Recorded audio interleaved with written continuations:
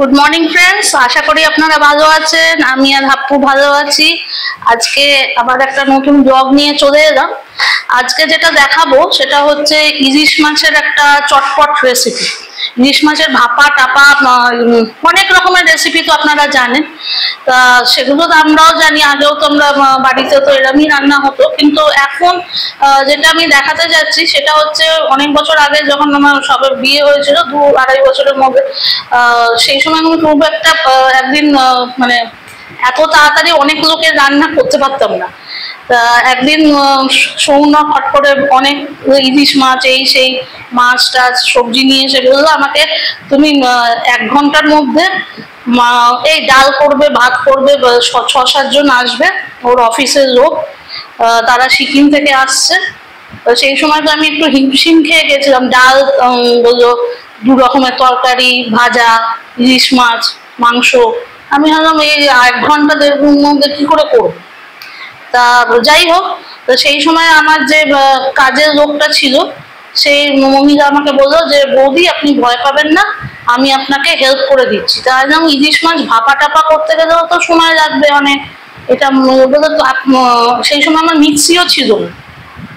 তা বললো আমি বেটে টেটে দিচ্ছি, আমি যেরকম ভাবে বলছি আপনি সেইরকম ভাবে রান্নাটা করুন, দেখুন অনেক তাড়াতাড়ি হয়ে যাবে।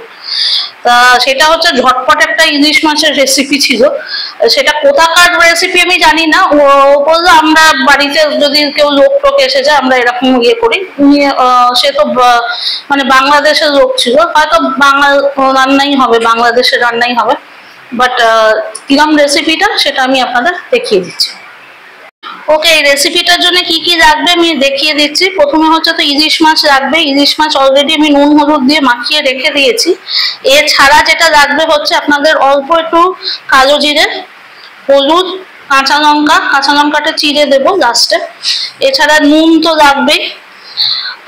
এখানে হচ্ছে কোকোনাট পাউডার, ঠিক আছে, নারকেল গুঁড়ো, তার সঙ্গে একটা লঙ্কা আপনাদের বাটতে হবে। ওটা মিক্সারেও বাটতে পারেন, আপনারা শিলেও বাটতে পারেন। আরেকটা যেটা প্রথমেই লাগতো সেটা আমি অলরেডি বেটে দিয়েছি, মানে মিক্সারে করে ফেলেছি, কারণ হাপ্পু ফেলে দিচ্ছিল বলে। সেটা হচ্ছে 2 চামচ সাদা সর্ষে আর 1 চামচ কালো সর্ষে একটা পাত্রতে রেখে তার মধ্যে একটু নুন দিয়ে, লঙ্কা দিয়ে, 2টো লঙ্কা দিতে পারেন। আমি একটা লঙ্কাই দিয়েছি, কারণ আমি অলরেডি এতগুলো লঙ্কা দেবো, তাই জন্য আমি একটা লঙ্কা দিয়ে বেটেছি ও মিক্সারে। তো ওইটা দিয়ে একটু ভিজিয়ে রাখবেন, তারপর ওটা মিক্সারে গ্রাইন্ড করে নেবেন, ঠিক আছে। এরপরে হচ্ছে এইটাকে আমাকে মাছগুলোকে ভাজতে হবে আর এটাকে আমাকে গ্রাইন্ড করতে হবে। এইটা আমি করে মাছগুলো ভেজে এটাকে গ্রাইন্ড করে তারপর আমি আপনাদের সঙ্গে ফিরছি। ওকে ফ্রেন্ডস, এবার আপনারা দেখতে পাচ্ছেন আমার মাছ ভাজা হয়ে গেছে। খুব হালকা করেই ভেজেছি, বেশি ভাজলে হবে না। এটা আমার ইয়েটা কোকোনাট পাউডারটা গুঁড়ো হয়ে গেছে।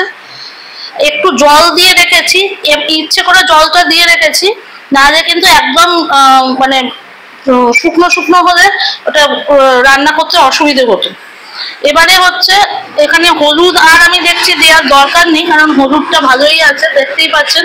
সর্ষের তেলেই রান্না, এটা তো আপনারা জানেনই। এ তো ইলিশ মাছ রান্না তো সর্ষের তেলেই হবে। আমি একটুখানি এই যে ইয়ে দিয়ে দিচ্ছি,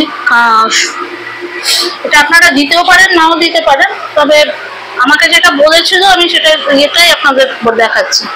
একটুখানি কালো জিরে দিয়ে দেবো, একটু ইয়ে করতে দিন। এটা বেশি আবার না ইয়ে হয়ে যায়। তেলটা আপনারা ভাবছেন বেশি আছে, বেশি নেই, তেলটা খুব কমই আছে। এবার আপনাদের এই টেস্টটা তো বলাই আছে আমার, খুব আস্তে করে এটা কিন্তু হালকা আঁচেই সবকিছু দিতে হবে, নাহলে কিন্তু নষ্ট হয়ে যাবে, কেটে যেতে পারে। আর আরেকটা জিনিস বলে দিচ্ছি, এইটা আপনারা ভুলে আমি কিন্তু এটা আবার মিস করেছি, তো এটা আমি একবার একটু ছেঁকে নিয়েছি যাতে খোসাগুলো বেশি না থাকে। আপনারাও সেটা করতে পারেন, একটু ছেঁকে নিতে পারেন। আমি দিয়ে দিচ্ছি।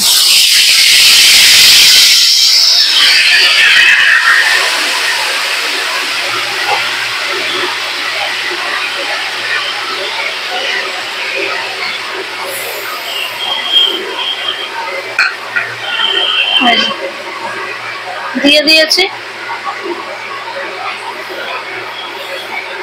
নুন যেহেতু আমি অলরেডি মাছেতেও দিয়েছি, প্লাস আবার এই কি বলে সর্ষে বাটাতেও দিয়েছি, আমি আর নুন দিচ্ছি না।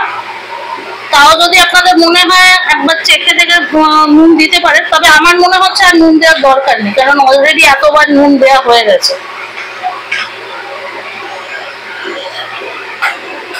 এটাকে লো ফ্লেমেই রাখবেন, নাহলে কিন্তু এটা ফেটে যেতে পারে।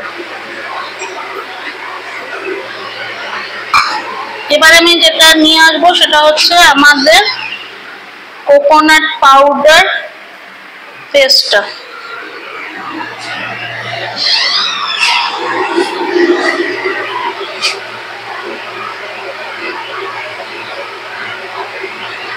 দেখুন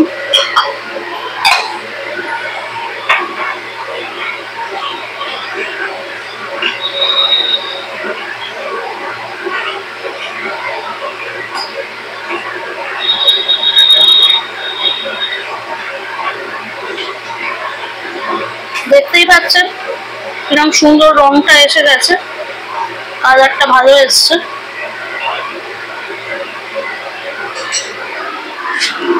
এবার আমি মাছগুলো দিয়ে দেবো।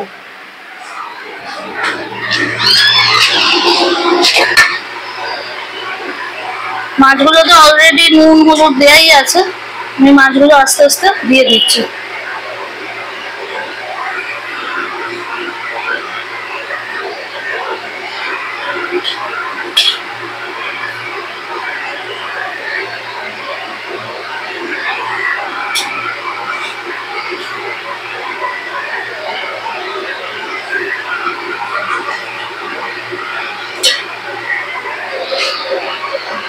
এই যে মাছগুলো দিয়ে দিলাম। এবার এটাকে একটু ফুটতে দিতে হবে। ফ্লেম বাড়াবেন না বেশি, আমি একটু বাড়ালাম, বেশি বাড়াবেন না, তাহলে তেতো হয়ে যেতে পারে। আমি ওপর থেকে একটুখানি হলুদ দিয়ে দিলাম এর মধ্যে চিমটি করে, কারণ অলরেডি হলুদ আমি দেখছি ভালোই আছে।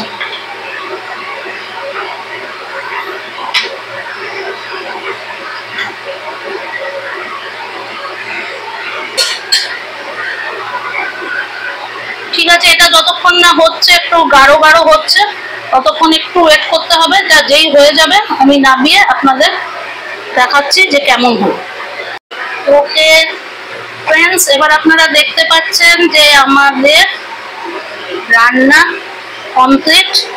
এবার আমি কটা চেরা কাঁচা লঙ্কা, 3টে চেরা কাঁচা লঙ্কা দিয়ে দেবো। ঠিক আছে, বেশি নাড়াবেন না, মাছগুলো ভেঙে যেতে পারে। আর last but not the least, আপনারা সবাই জানেন যে কাঁচা সর্ষের তেল আমাদের একটু ছড়িয়ে দিতে হবে। এটা না হলে ফ্লেভারটাই আসবে না। এটা হয়ে গেছে, এটাকে আমি অফ করে 5 মিনিট স্ট্যান্ডিং টাইম দেবো। স্ট্যান্ডিং টাইমটা হচ্ছে একটু সময় দিতে হয় যাতে জিনিসটা মজে যাবে ইয়েটা, তারপরে আপনারা নামিয়ে দেবেন। ওকে, এবার আমি নামিয়ে আপনাদের দেখাচ্ছি।